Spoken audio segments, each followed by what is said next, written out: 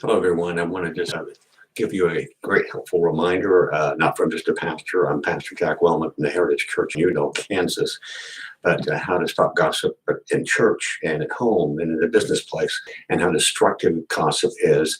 Really simple solution, how you can attack gossiping, and nip it in the bud. And here's one thing I would say: if you're going to say something about someone, it's important to remember these three things.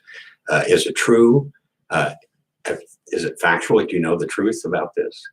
Is it kind? Is it something that would uplift or benefit that person? And is it necessary? And is it really required right now? Something you can maybe not say. Sometimes it's better to hold our tongue.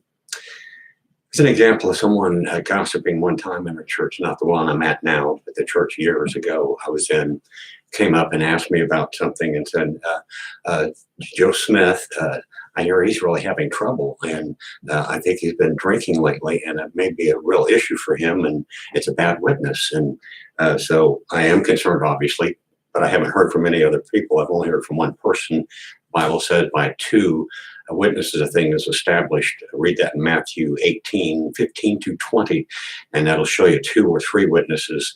It should be something that would validate. One person's testimony is not enough. Anyway, this person talked about Joe Smith, and he has a drinking problem. And so I'm seeing right now Joe Smith in the congregation over there at the other side. I says, well, that sounds serious to me. Why don't you and I go to Joe right now and talk to him and see what the issue is? Maybe we can help him.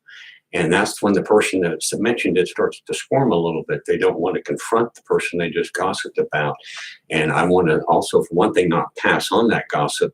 If you stop feeding the fire, with the gossip, the fire will go out in time. So we're supporting it by passing it on. So that's one way, is attack them directly. Let you and I right now go talk to the person you told me about has an issue, and that kind of puts them in a spot, so to speak, because they have to back up what they just said. And one thing is that they'll never probably say anything and gossip to me about someone. If it's a concern of a prayer issue, a health, something like that, that's a different issue that we can go to, but they should go to that person directly and not to someone else. If you see a speck in your brother's eye, so-and-so, you go to your brother, go get someone else and tell him, hey, this guy's got a speck in his eye. You go there to help him. So that's something I think you can attack gossip with. And it works in the workplace, family gatherings, and if the person's not there, for example, well, they're not here right now. Well, let's you and I, I'm going to call them and talk to them, and maybe you and I can sit down with them and see if there's something we can do, because it does sound like you're saying they have a real issue.